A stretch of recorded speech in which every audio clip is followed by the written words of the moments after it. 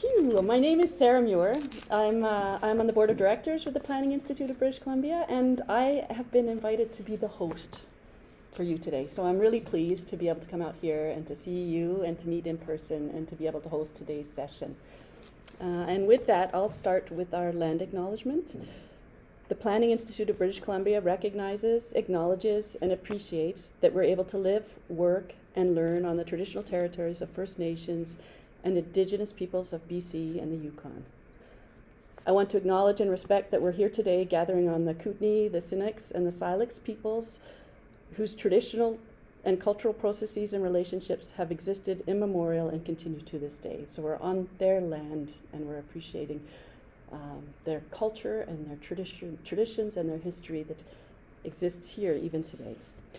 We acknowledge the principles of truth and reconciliation, and we recognize and respect the history, languages, and cultures of the First Nations, the Métis, the Inuit, and all Indigenous peoples of Canada, whose presence continues to enrich our lives, this region, and our country. So, as I mentioned, I'm on the board of directors. This is my third term serving. So, these are our colleagues. We have President Emily Aiden and Trish. I want to acknowledge that it was a pleasure serving with you in the past, so thank you for coming and joining us here today. This is the group that I'm working with in this term, and we've been together for about a year now, and we did revisit the strategic plan last year, and we looked at our mission and our values. So we'd like to position PIBC now as a thriving organization that supports professional planners to continue to manage and support resilient, connected, inclusive, and vibrant communities. And we've got three strategic or priority areas that we're working on to achieve this mission. The first is looking at pursuing justice, equity, diversity, decolonization, and inclusion. We're also very interested in enhancing the value, engagement, and the recruitment of our members. And that brings us to the event today. We've started the Peer Learning Network in context of this strategic priority area.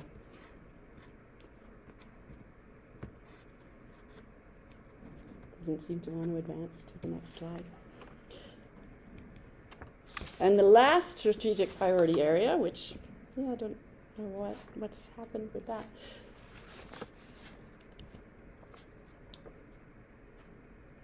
Ultimately, we're looking to advance and raise the profile of the profession through relationships with the BC government, the Yukon Territory, partners, and allied organizations. So I'm not sure, we're not advancing anymore, but I'll just leave it at that. I think that wraps up the slides that I have. So as you may know, the province of BC is partnered with PIBC to develop and implement this peer learning networks. And we're here to support local government staff and colleagues across the province to share knowledge and case studies with regard to how the new housing and development approval legislation is impacting and creating opportunity also for communities. I want to say a big shout out and how thankful the board is for the hard work and dedication of the executive director, Dave Crosley. He's been working with Christian Aniello. They've committed to launching the Peer Learning Network. I want to thank the team from City Spaces. We've got Susie and Anya here today with us. They've developed today's agenda, and they'll be facilitating and keeping notes of the discussion and providing a report out after this series of sessions. A big thank you for our presenters today, Tara, Sebastien, Allison. Great to see you again, Allison. Thanks for your support here. And in terms of activities to date, we had our very successful first PLN webinar, Ask a Lawyer. That was in February. The recording is up on the PLN webpage, as well as the presentations. They can be accessed there. We've been hosting regional in-person sessions. So we were in Prince George at the end of February, and it's been kind of a whirlwind tour of Victoria, Kelowna, and Vancouver through March. And we had a virtual session just a couple of days ago, Tuesday, for rural and small communities across the province. And we're so pleased to be with you here today in person. With that, we have some upcoming events too still. I think this will kind of round out our regional in-person and virtual working sessions, but we do have some webinars coming up. So on April 19th, we're looking at provincial housing legislation and its influence with servicing and infrastructure. So that's April 19th, the PLN webinar. And then we have a third one that's looking at provincial housing legislation and affordability on May 29th. So join us for those webinars if you'd like. We're continuing to build out the PLN webpage and the website. We're adding links and resources and materials gained from the incident of these discussions as we go, and also learning from our partners and external organizations. So please feel free to visit the website, and if you have information that you think should be added, you can reach out. Our email is peer.learning@pibc.ca, so always just send a note if you have any questions or you think there's some resources that we should be adding to the site. That'd be great. So with that, I will pass it on to Susie, who will introduce the speakers and today's agenda. And thanks very much again for being here. Thank you, Sarah. All right, good afternoon, everybody. We're excited to be here with you today. My name is Susie Lunn. I'm a senior community planner at City Spaces, which is a consulting firm. We do work all over the province, and I have my colleague at the back, Anya Novkovic, and she's a senior engagement specialist with our team. And yeah, we're happy to be here today to talk about the new housing legislation and what that means for local government staff. And really the opportunity today is to hear from these speakers, but also to learn from each other.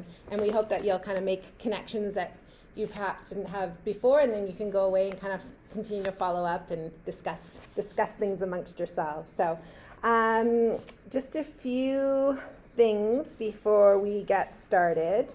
I've put kind of a sheet on your table, a summary table of all the different housing legislation. So that's something that we put together just to kind of have everything in one place. So yeah, feel free to take that away or take a photo of it. And then we are also recording the event, just double checking that, yes, it's recording.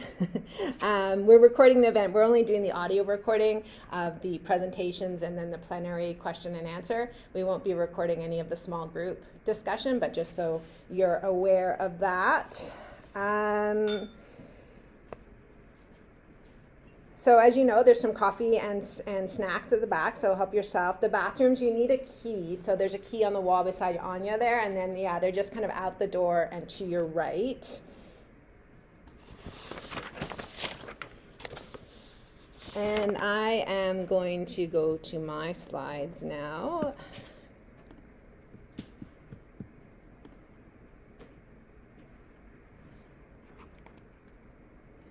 So in terms of our agenda for today, we will have the speakers, Tara and Sebastien from the City of Nelson, and then we're going to have Allison Espivitz from Lidstone.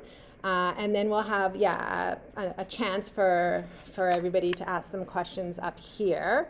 And then we'll have about a 10-minute break, and then we're going to come back, and then you're going to have some small group discussions. So we'll have some questions for you to kind of walk through that.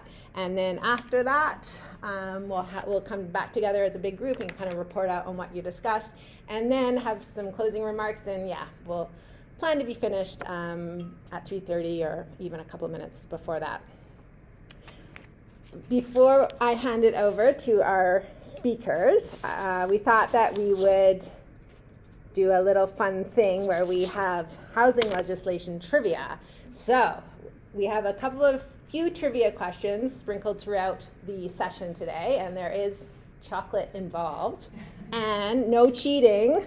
But the first question is, and put up your hand if you want to answer this question, what are the criteria for the public hearing ban for rezonings? So there's two different criteria.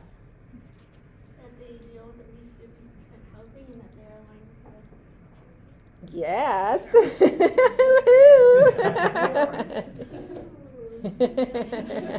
All right. Good job. That was very fast. Yeah.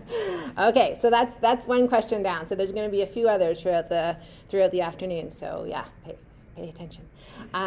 Okay, so without further ado, I am going to introduce Sebastien and Tara, who will be giving their presentation. So Sebastien Arcand is the Director of Development Services and Climate Leadership for the City of Nelson. He's been working as a professional planner for 15 years, and he's currently working, as I said, the City of Nelson as Director of Development Services and Climate Leadership. He holds a Master's in Planning from the University of Laval in Quebec City. And over the course of his career, he has worked on various files, both in policy planning and current development. Most recently, he has been focused on housing and transportation planning with a keen interest in making cities more bike-friendly. And Tara is a city planner with the City of Nelson. Tara has been a planner with the City of Nelson since 2023 when she was hired to help with the official community plan update. She formerly worked with the City of Edmonton in development and zoning services, as well as the city's district planning project implementing a new geographical long-range planning system. So welcome, Tara and Sebastien. Let me pull up your slides now.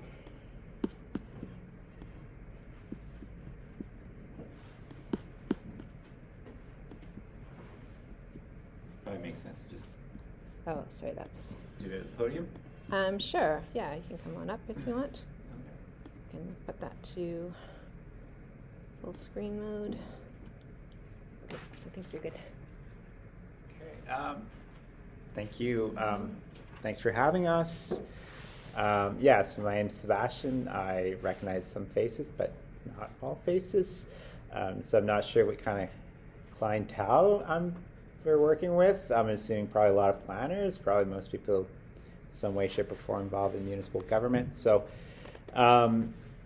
yeah, I mean, what we're going to present today might be a bit repetitive to some of you. Maybe you know a lot of this stuff, but I thought, one, we didn't have a whole lot of time to put the presentation together, so we kind of recycled what we had for council. But at the same time, it's kind of a way for us to present our kind of thought process as we went along, and from discovering this new legislation to adopting it this week, actually. So, so bear with me if there's some stuff that you've heard before.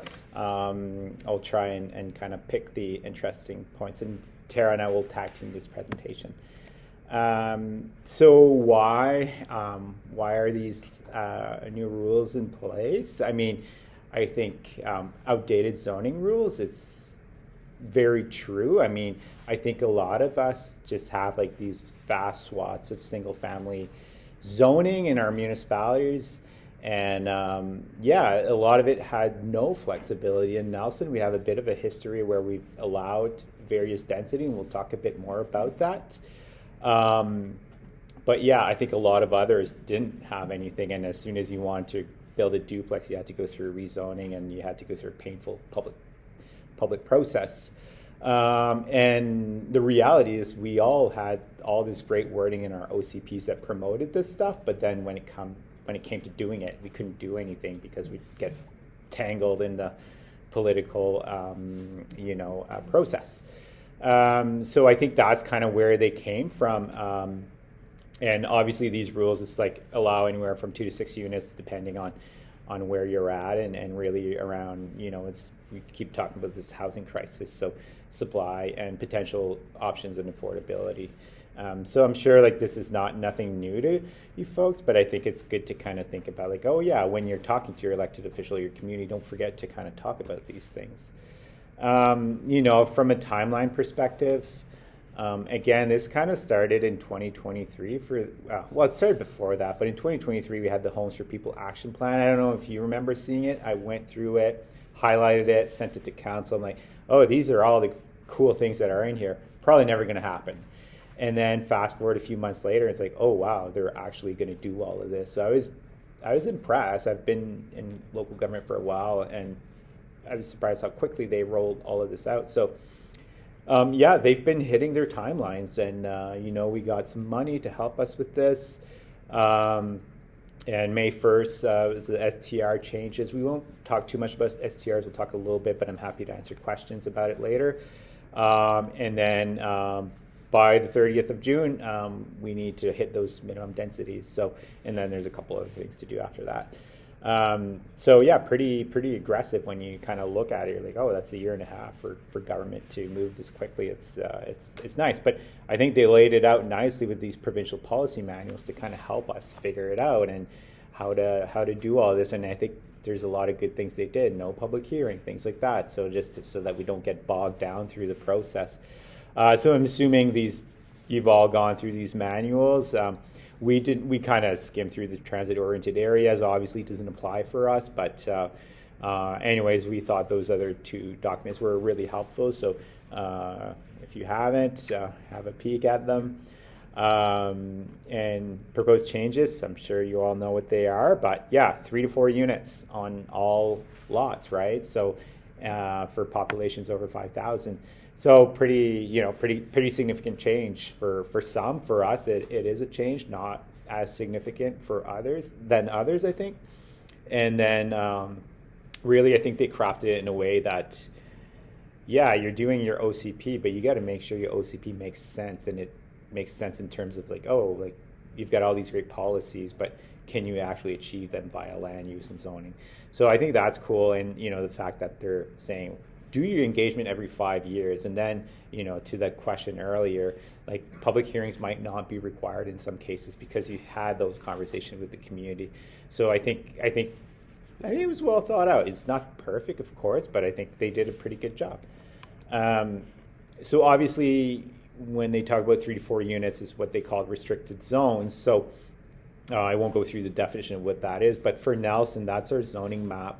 Kind of that light gray coloring is our R1 zone. So even though in our R1, in some cases, we permitted up to 3 units, it still fell under a restricted zone. So the 3 to 4 units per lot essentially applies to that whole area. So it's a big portion of a municipality. I would dare to guess that that's the same thing with a lot of other municipalities. So that's what we had to deal with. There's a couple of other zones. I won't get into the technicalities that we had to fix, but that's kind of the scope of it. So, just quickly looking at it, it's way more than 50% of our land mass, right? So these changes apply to a lot of our area. Frequent transit, not applicable to Nelson at this time, so I'll just leave it at that. I'm not sure if anyone here has to deal with it, but I'm guessing not. And in terms of what this looks like for Nelson, our R1 zone is we had it depicted a bit differently than the province, but we kind of had these different rules. But a lot of our lots are 278 square meters. 278 square meters is that our traditional lot fabric that is 7.64 meters wide by 25 feet wide by 120, and that's depicted in the picture in the middle there. And we already permitted 2 units, so with the provincial changes, it's 1 additional unit there. And then we had some other lots that are often double lots, really, and they could go up to 3 units, 2 to 3, depending on their size. So in some cases, that'll be an extra 2 units of density on those lots. And the 3 images below is just to kind of show you what we deal with on a regular basis. The one on the left is kind of this classic, at some point in time, people could, as long as they own more than 1 parcel, they could build over the property line. And so we have a lot of that. So in this case, a pretty big lot, so they've got 1 single family dwelling in there, so they could bring that to 4. So that could look like a laneway house, it could look like a tear down, complete rebuild. If they were to tear it down, they would have 2 lots, so they could actually build 6 units, 3 lots per 3 units per lot. The picture in the middle is actually a recent infill development, so pretty narrow lot, and built an up and down duplex. At the time we allowed 2 units, but with today's rule, they could go to 3 units. The one on the right is another thing we often see. Somebody has kind of ownership on 2 lots, but their house was built on 1. So in this case, provides them a lot of flexibility. That vacant lot could accommodate, I think in this case, could accommodate 4 units. So that's kind of, in general, what these changes are going to look like for us in that light gray area zone. Tara's going to talk about a couple of other things. Okay, so I'm going to cover the policy manual, and then we'll look at an example of changes or considerations for Nelson's R1 zone. So the policy manual that everyone's probably familiar with provides recommendations on updating zoning bylaws and other regulatory bylaws, as well as policies, to comply with the small-scale multi-unit housing legislation. So we have some recommendations on the slide. For density, the policy manual emphasizes flexibility, meaning there should be less concern for the forms of the units. For setbacks, again, flexibility is promoted so that the building forms are less constrained and sidewalks can have improved eyes on the street, with homes being closer to sidewalks. Building height maximums are encouraged to allow 3 stories. Lot coverage maximums are encouraged to increase, and the removal of parking minimums is suggested, with a suggestion for a requirement for parking maximums. Okay, so here we have the Nelson's R1 zone compared to the provincial recommendations. So for the R1 zone, we can see like the front and rear setbacks are recommended to decrease. So we would want to consider for the front setback, like what does the streetscape look like? The neighborhood fabric, does this make sense? The rear lot setback, maybe we would look at like parking, how is parking impacted in green space? The side setback, it's a slight change, but maybe we want to consider the building code and what it says for how close it can be to the side setback for fire requirements. The maximum heights is staying the same relatively, but maybe we want to consider views and massing. The maximum number of stories, so we don't have that specified, but the recommendation is 3. And then lot coverage is recommended to increase quite a bit. So we may want to look at our stormwater regulations, ensuring that we have like the correct connections required, and also heat islands. We don't really have regulations that speak to impermeable surfaces for lot coverage, so that might be something we want to add. And off-street parking, so it's recommended 1 per unit. We have a lot of exceptions, so we might want to look at that. So short-term rentals, we'll just touch briefly on this, and then if you have questions afterwards, we can get into more specifics. But it's not a huge change for Nelson. We already had regulations in place. We already required that there needed to be a principal of residential use. We had permit caps already, and we haven't met our caps. But we have more restrictive requirements as well. Like the legislation's just setting the minimum. So we don't allow laneway houses to be used as short-term rentals, and we have other more restrictive requirements.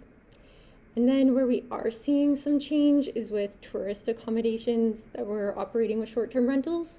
So the province now requires there to be a principle of residential use, but we still don't require that, so it's going to be up to the province to enforce it.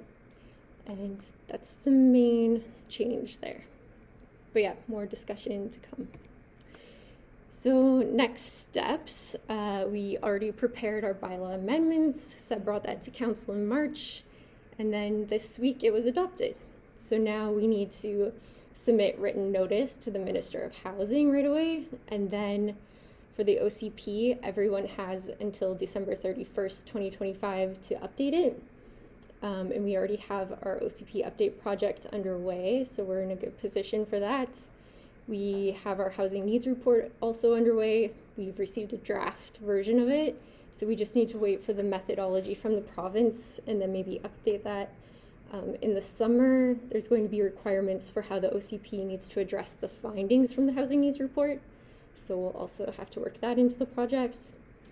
And then future work, we'll look at policies to inform changes to the zoning bylaw and the ACC and DCC potential bylaws. I'll pass it back to Seb. Thanks.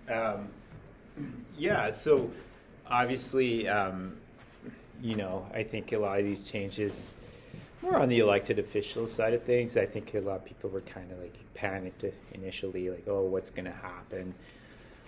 You know, everything's going to change. And I think, you know, it's not, you know, this is great. I think, in my opinion, it's a step in the right direction, but I don't think all of a sudden we're just going to see everything get built to 4 units. We're going to see massive demolition and rebuilding. Not in our area, I think, anyways. Maybe it'll be different in the Lower Mainland. But yeah, so there's obviously, other factors that influence housing construction. Like what are the real estate condition? What's your rate of development? If you developed, I don't know, 100 units a year, I don't think all of a sudden you're going to build 200 units a year. Like who's going to build them, and two, who's going to absorb that? So I think you got to take it with the overall context. So those are I think we had to kind of explain that to council. It's okay, well, think about all these other things. And I don't know if anyone attended the webinar yesterday at noon. No, okay. Well, they talked a bit about this, and I've kind of seen different numbers kicked around, but they're talking about 5.8 million new homes by 2030. That's what we need to do, and that's essentially double the amount of units that we're building every year to achieve that. So something's going to have to give. So I mean, this is kind of helping, but I'm just wearing my Nelson hat. I'm kind of struggling to see how that's going to happen. Especially when they made us spend all this time in the CMHC application and then didn't give it to us. Right, Mary? Yeah, so, funny times. I'm kind of relieved, to be honest. Yeah, so just some final thoughts. I don't know. I kind of saw this as a really good thing. I think maybe for a lot of planners, it's okay, this is probably what we've been talking about for a long time. But sometimes, we're our own worst enemy, and we're like, oh, it's going to be so complicated. How are we going to do all of this? But don't forget your roots. Think about it. It's good. These changes were, in my opinion, extremely helpful. We just went through a pretty significant change. It got adopted Tuesday. And what got adopted in Nelson's story, we didn't give you a whole lot of context, but what got adopted is just a density change, allowing 3 units or 4 units, depending on lot size, as per the province.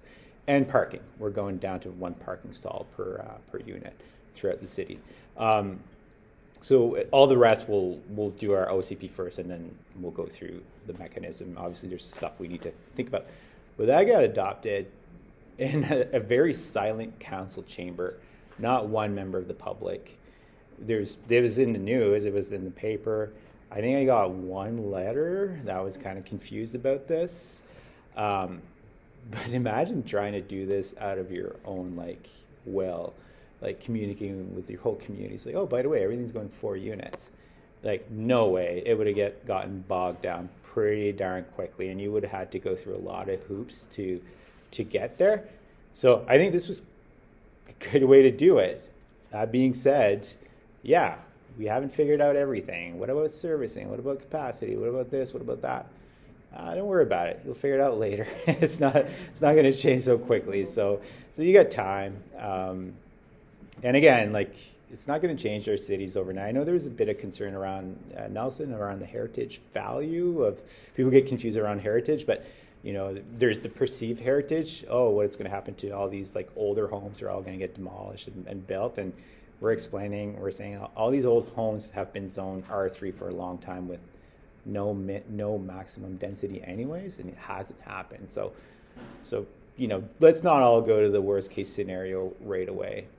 And I think as planners or elected officials or whatever, municipal leaders, we should be embracing these changes, and we should kind of be leaders in it. And I know I've had many talks with our mayor and other councillors around I know there's a lot of questions, and I know they don't like the idea of the province taking something away from their decision-making authority, but I said the reason they're doing that is we got bogged down for so many years. They had to, so it's a good thing. Let's focus on other things now. We're able to do this change pretty quickly. So so I think it's as planners and as members of PIBC, I think let's work with the province, and let's make this a really positive thing. So it was pretty quick and painless for us. So we're happy to, maybe share our process, but it's pretty much laid out. We just looked at our zoning bylaw and what do we need to do, and we did it. Brought it to council, a couple of questions, and got adopted. So quick and painless. So that's it for us. Hopefully this was a bit helpful. I know there's probably a lot of things that you already knew, but I think we just wanted to kind of run it through our thought process. Thank you.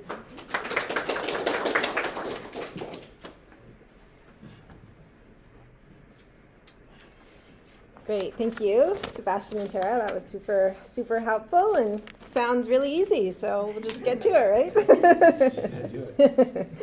right? Okay, so I think before we go to Allison, we'll do another trivia question. If I can find my list of questions. All right. Well, I think Sebastien might have mentioned this, so you should know, what is the deadline for the SMU zoning bylaw amendments? I saw a hand there. Was that? Yeah, June 30th to 2024. Yes. Nice. These are too easy. I gotta make some harder ones, I think.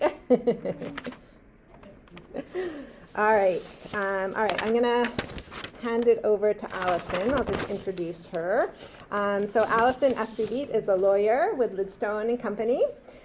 She's a municipal lawyer licensed in Alberta and BC. As a legal advisor, Allison is interested in practical and pragmatic solutions to the breadth of complex issues facing local government. So welcome, Allison. Pull up your presentation. I think that's yours. Right?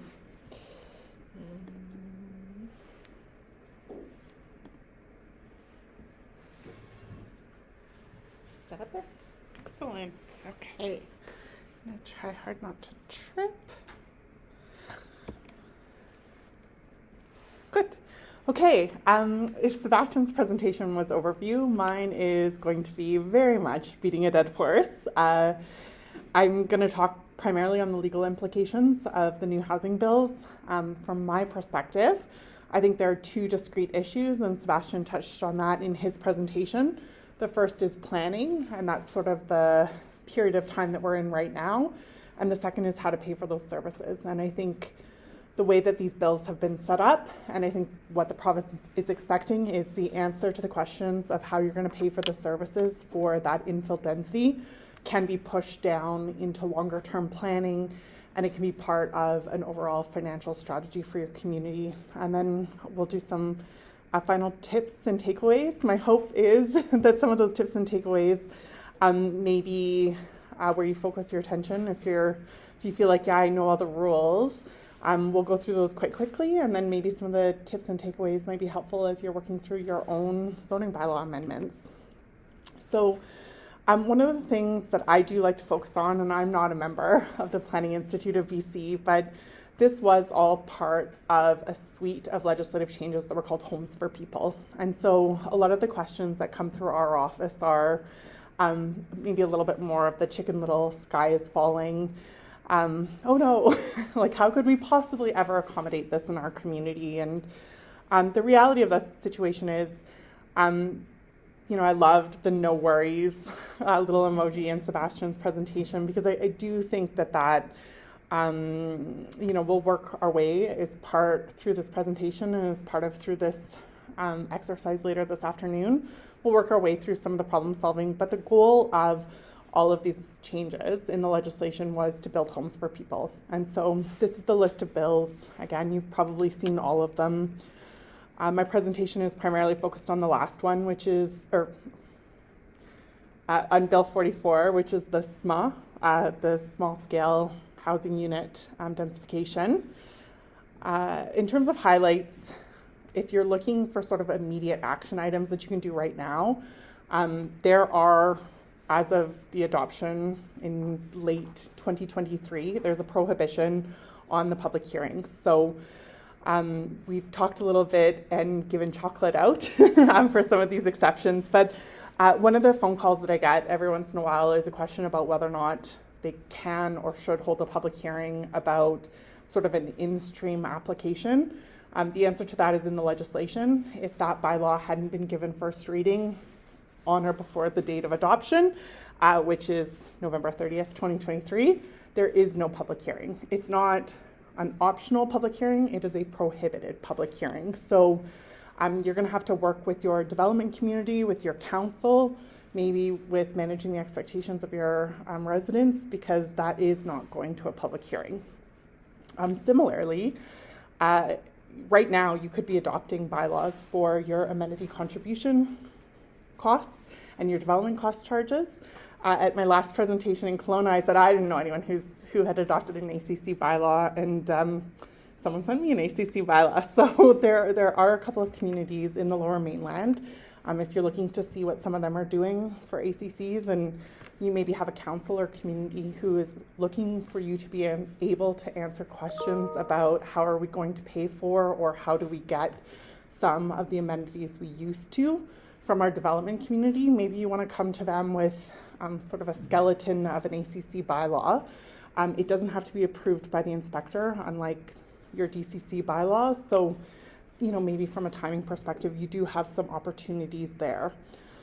We've already talked about deadlines. I'm not gonna necessarily once again go through those. But the one thing I do also think is important for everyone in this room to appreciate is this is probably one of the few times where you can adopt a bylaw that is inconsistent with your OCP. The usual rule is, of course, fix your OCP, and then everything else should fall in line from there. Go ahead, do whatever makes sense for your community in implementing these new rules, and next year you can look at how to reopen your OCP and make sure that it is in alignment with the Homes for People legislation.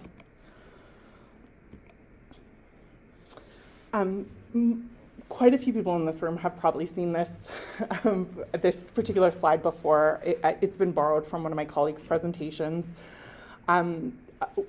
Lawyers, I think, probably are frequently answering the question, what if I absolutely do not want to do this, or my community is absolutely not equipped to do this?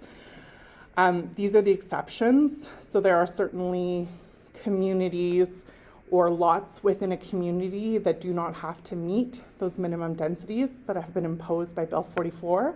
It's always worthwhile to maybe touch base with or check in with some of the exceptions. The big one is the lot size, at least from the questions that have come across my desk. The goal of this legislation is to create sort of economically beneficial subdivision. So if your lot is bigger and could be subdivided into something that makes more sense for your community, obviously they're not asking you to put 6 units on that big lot. They're asking you to build out entire subdivisions that maybe each lot within that subdivision is going to be meeting the smaller density or the small scale housing unit density requirements. And similarly, if you have tiny lots where the building code just won't accommodate the number of units that is expected or hoped for as part of these changes, those are all legitimate and valid reasons why a specific situation in your community is not going to have the density that you're worried about. And the other one that comes up quite often is like legitimate heritage conservation purposes. There's a restriction. It had to have been protected by a heritage designate or a heritage bylaw prior to the enactment of Bill 44. So you can't sort of retroactively be looking to use that as a tool for sort of mass exemptions in your community. But if you did have, maybe if you had read the action plan when it first came out and you had anticipated that there may be areas or streets or single units, lots in your community and had started that process, that's fine. They're not asking you to sort of undo the work that you have done in that regard. In that vein, sometimes people ask me, well, I have some genuine concerns about a specific community in my neighborhood. Maybe it's part of a delta or like a confluence of rivers. We're worried about flooding. We have some geotechnical concerns in that community. Is it possible for us to just exempt this area from the application of the SMA density requirements? And you can qualify for exemptions.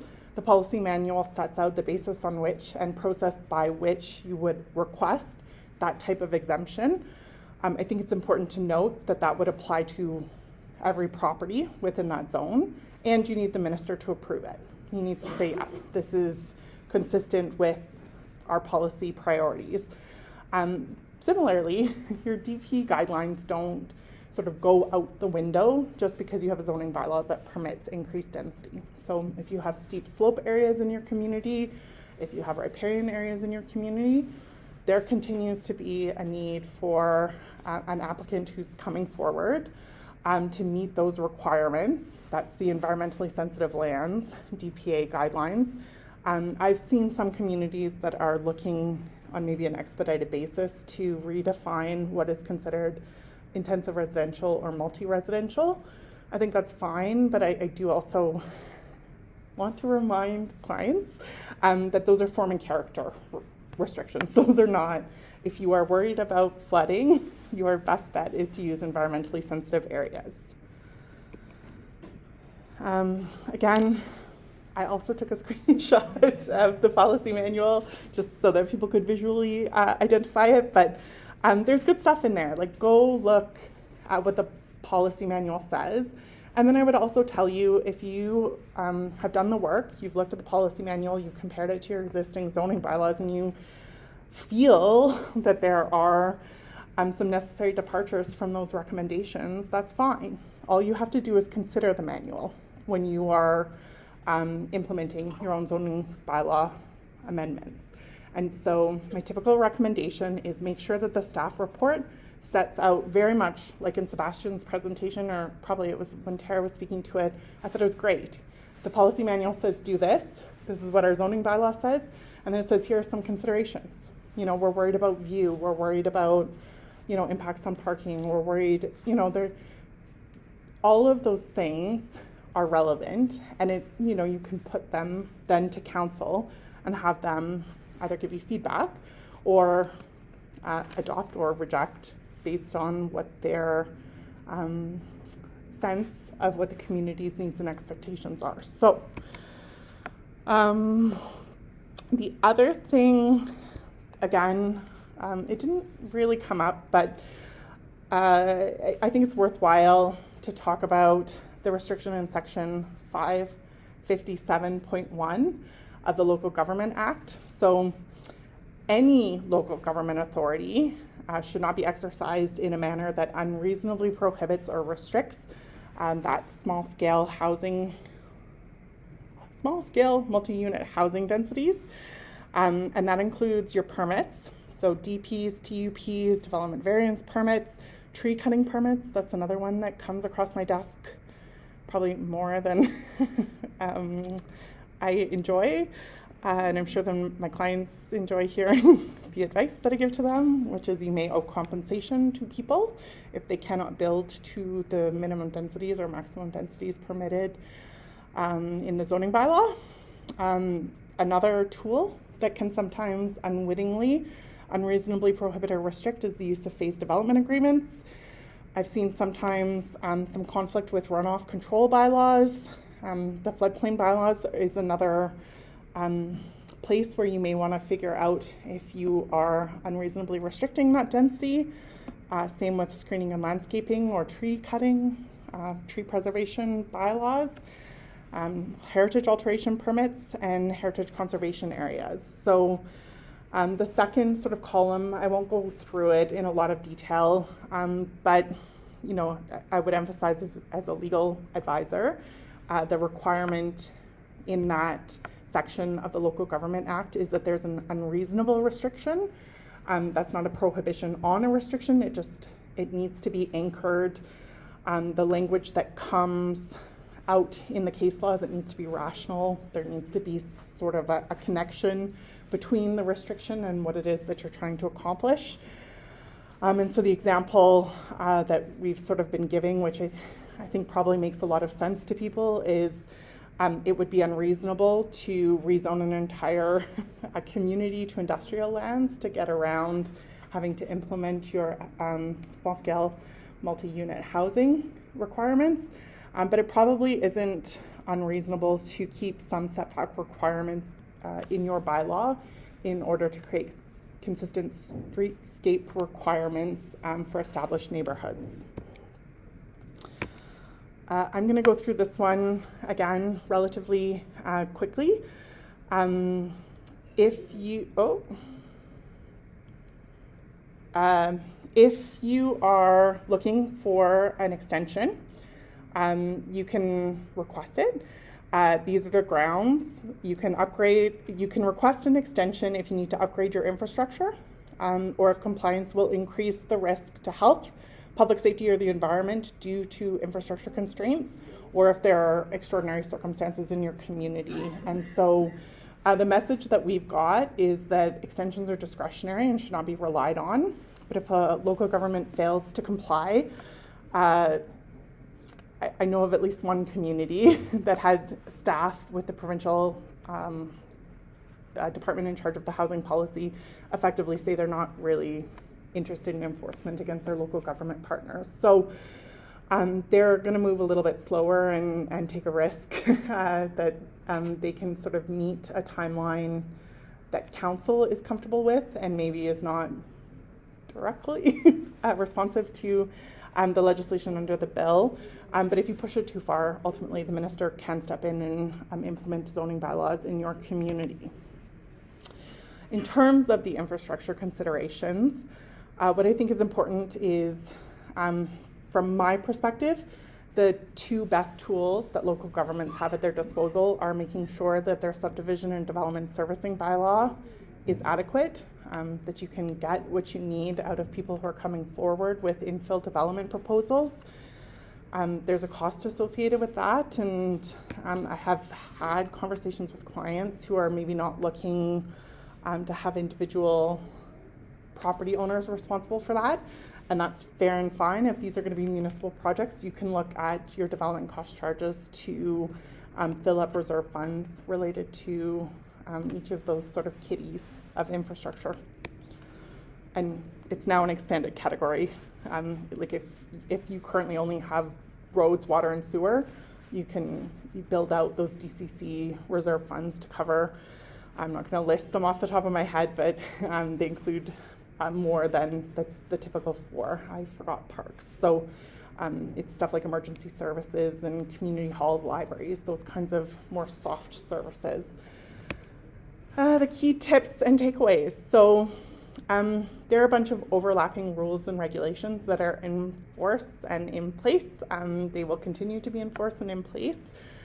I've had a few clients who have contacted me to ask whether or not a developer who is sort of in the process of applying is entitled to the small-scale multi-unit housing densities that are talked about quite frequently in the paper, and the answer is not until the zoning bylaw is adopted. And so typically, if there are projects that I would call in stream, but early in stream, I've encouraged my clients to go back to those applicants. If maybe they have not had first reading of a rezoning bylaw to accomplish a density that will otherwise be permitted, offer refunds to them so that they can sort of come along with the wave, or if they're happy to continue, it's maybe not as applicable now that we're sort of halfway through April, but definitely when I was giving these presentations earlier, there were people who wanted to get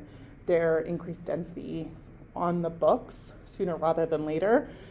And that was creating its own issue in terms of making sure that your June 30th, 2024 zoning bylaw sort of brought forward all of those rezonings that you did in between the enactment of Bill 44 and your ultimate amendment to your zoning bylaw.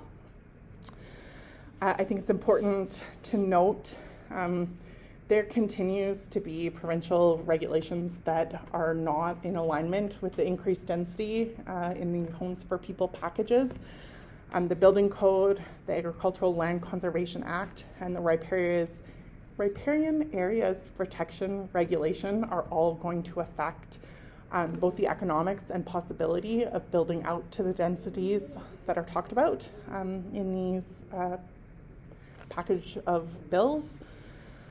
I also think it's important that people appreciate that the local government rules and regulations will continue to apply, and in particular business licensing, which tends to come up in the short-term rental context quite a bit. But there's also the rent eviction bylaws that a lot of communities have been adopting.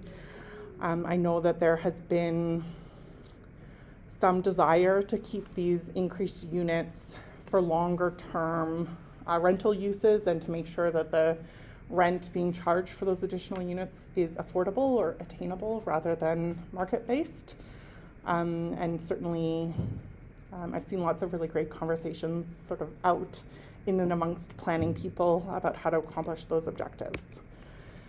The other thing that I'm just going to quickly mention is that all of these are legislative changes that we're talking about. It is entirely possible that there will be Section 219 covenants or building schemes that will have entirely different restrictions.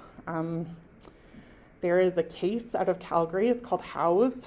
If anyone is interested in case law, HOWSE, and it specifically deals with a restrictive covenant from the 50s that required a community in Calgary, Banff Trail. Anyone who's familiar with that city knows that Banff Trail is sort of right smack dab in the middle of transit-based areas. So there's 2 C-train stations on either end of that particular community. It's right adjacent to the University of Calgary.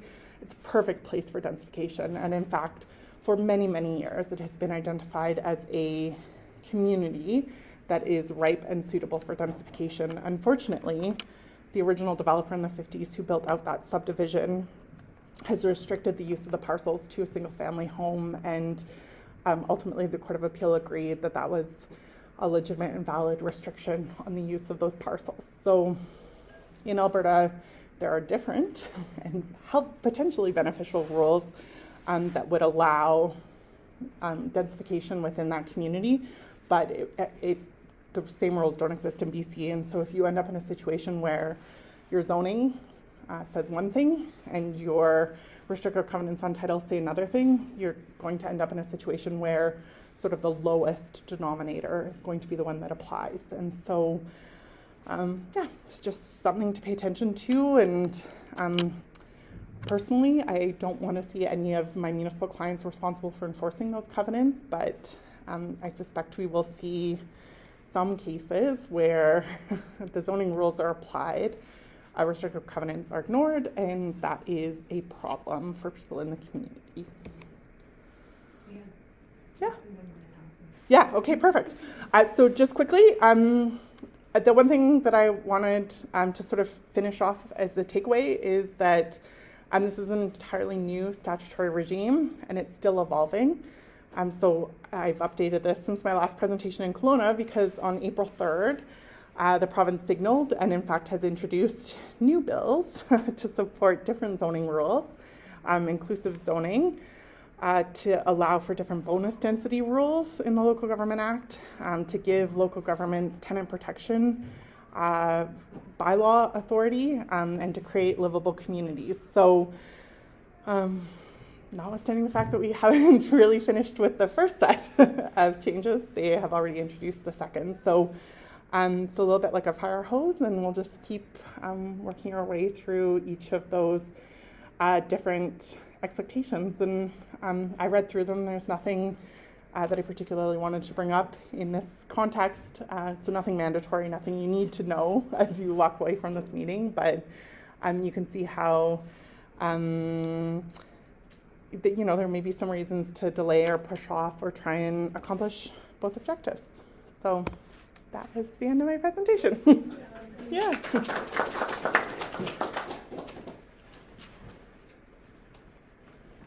All right, well, thank you so much. That was super helpful. Again, Allison, appreciate that.